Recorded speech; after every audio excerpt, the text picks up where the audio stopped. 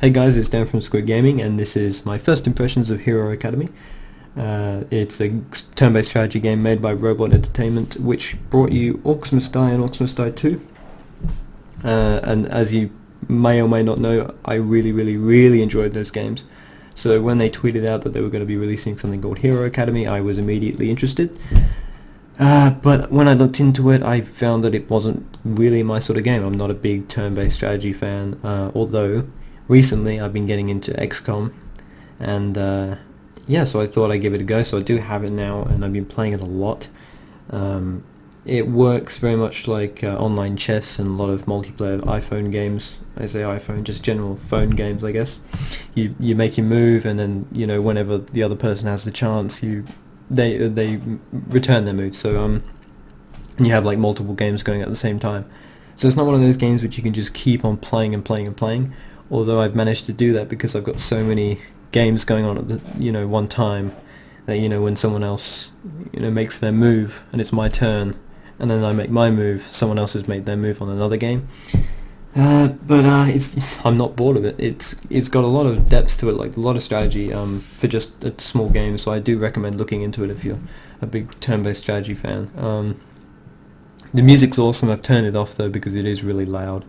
And you can't go in full screen. I'm not sure how this is actually going to turn out in the video, but yeah, the game doesn't go full screen because it's one of those where you keep it open, your computer notifies you when there's a move, and then you maximize it again. So it's a lot of minimizing, maximizing, so there's no real point of having full screen. So I can see why they did that. Gotta breathe at some point. So yeah, this was going to be a short video, but I tried to do this earlier, and I ended up saying so many things about it that it's probably just going to be any, like any old video I make. So here is my list of games I've got in progress at the moment. Here's the bottom. Is against James. I made one move against him. He's returned, and then I've returned, but he hasn't had time to make a move at the moment. This is the move that I just made, playing out now. Kill one of his guys. Did a global attack, and then healed my guys. Because that's just, how I roll. I mean, no, I'm really not very good at this game. I haven't, I'm not really planning on being a professional. So, I mean, the one thing that you don't want to do is have a lot of games if you want to be good. Because, I click on this guy. I have no recollection of this game at all. So, like, I didn't, I might have had a plan. I've obviously got a plan because I buffed this guy out up here. So I obviously had a plan of what I wanted to do, but I don't, remember because I've got so many games. So it's probably not a wise thing to do, but I'm, really enjoying it at the moment, so I don't really care. So I've actually only finished one because people take an age to respond, and I lost that one, obviously. But yeah, let's have a look here. There's different teams. You get teams from DLC, so I've got a lot of DLC. There's one pack I don't think I have. But I've got plenty of stuff to work with here. So this is actually the team I'm playing in this game as the team that that comes with the game, which is actually probably my favourite so far. I think the dwarves are probably the best, but this one is probably the most. I do like these ones. So what happens, right, is there are different maps. So if you go to this one, it's probably a completely different. Yeah, see, different map, different crystal placements. See this one, completely different. So the objective here is for me to destroy their crystal, and they have to destroy mine, obviously. So the game starts off, and you have like a list of all these different things you have in this team, the starting team that comes with the game, and then 6 things are laid out for you, completely random from your team. So there could be anything here from the team list. And so you have 5 moves here, as you can see. So if I go like that, one of them's gone. I click on that to go back. So I can play out different scenarios, and then always just go back with a click of a button, which is actually really cool. So not only can you just put down guys and then move them around, but you can also buff them. So say this permanently increases an ally's power by 50%. You can then click on that and then click on someone else, and now she has more power. Some are magical damage, some are physical. You have a defense, magic resist, you have your range, some of your team are like stealth.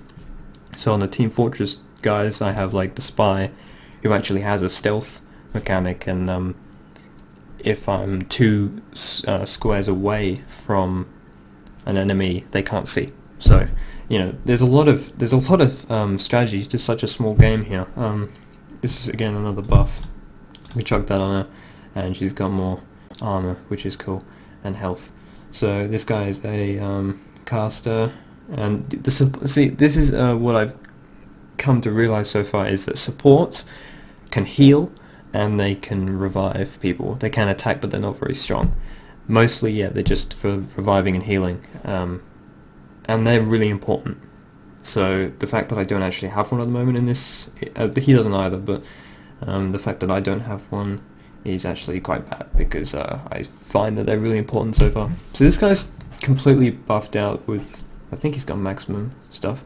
And the cool thing is, yeah, as you saw there probably, that if I put the sword on there, she gets a better bow. Put the shield on there, she gets 2 arrows and more armor and stuff. This guy originally looked like this guy down here. So it actually comes up on the screen, which is really nice to see. So what do I actually want to do? I actually probably would actually do that. Let's do that, but bam. She's got a range of 3 squares, so I can hit him. I put a damage boost on her, so I'll probably be able to kill him with this. Yep. Now, he's going to stay there, so a support can come up and revive him, and then heal him, and then attack me. But if I then move over to him, his square right now, but I don't have any moves left, if I moved over to him and stood on his square, he would, like, they wouldn't be able to do that. So I found, and this is just learning from what other people have done to me, so I found a lot of people have like killed one of my guys and moved over to my square and then moved back to make sure that I can't actually revive next turn, because if he has a support, he could just go and get that guy back, so that move would have been pointless. But I think I'm going to do it anyway. He doesn't seem to have a support at the moment, and there's really nothing else I could have done there, I guess. I'm probably completely wrong, but let's do that, and I submit the turn. And I'm not really sure what submitting with taunt is. If it actually is just recording a taunt, that's a bit weird. I'm not sure about that. It's not very sportsmanlike, to be honest, but I don't know. So let's submit that turn. Let's have a look at another one. Oh, that's actually the same team, so let's try. This is the Dark Elf. No, that's the same team. See, this team is the Dark Elves, which has a different set of things. Oh yeah, this is the... Yeah, sometimes I do remember the game and what's going on in it, and I don't like this one. So you do have a different set of abilities. Some are like completely different, but some are like, say, this guy is still a support. He has pretty much the same stats as the other ones, but he just looks different. But there are different buffs for different teams. So like this spike armor is actually completely different but from any other team.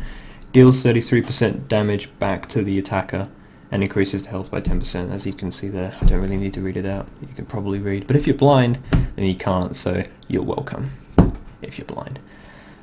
I think. So let's move him... yeah, also, yep, if you stand on like this square here, increases the damage that all your units do to an enemy crystal by 300, which is cool. So like you got like your resistance ones, your damage ones. That's really cool. So what am I going to do here? So in this map I've got 3 crystals, and this one's pretty much destroyed, and this guy's doing a lot of damage to that one. So let's actually just go back to this. See, that does that. This heals, so I could just do that to heal him back up. I don't really want to do that actually.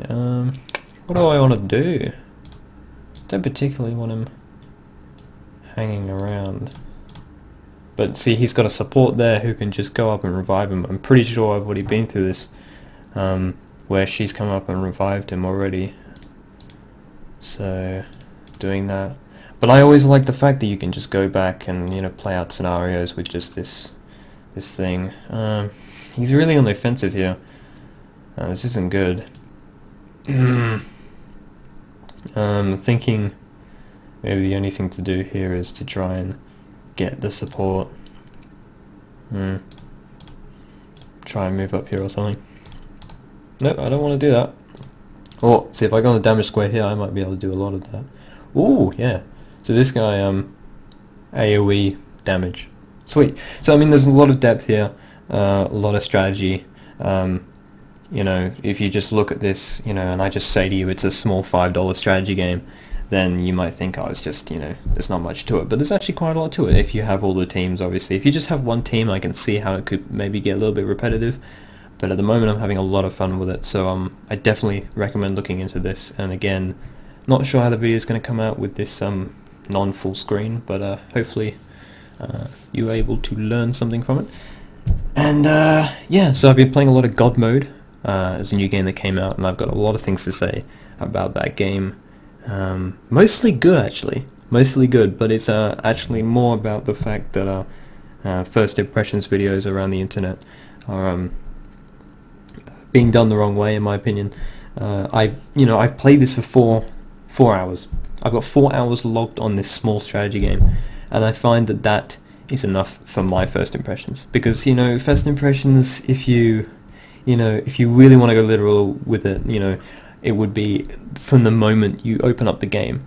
And I don't think that's fair, because, you know, if the game doesn't have a strong start and you do a first impressions video about that, then it's just gonna, you know, come across badly for the game. So I feel that you need to really put in a certain amount of hours for a first impressions video to actually be legitimate.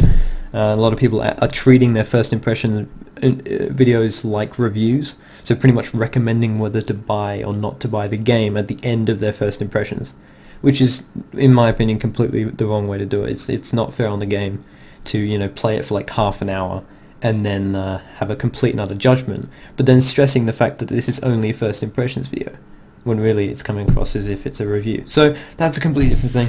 I hope you enjoyed the video, and I'll see you guys in the next one.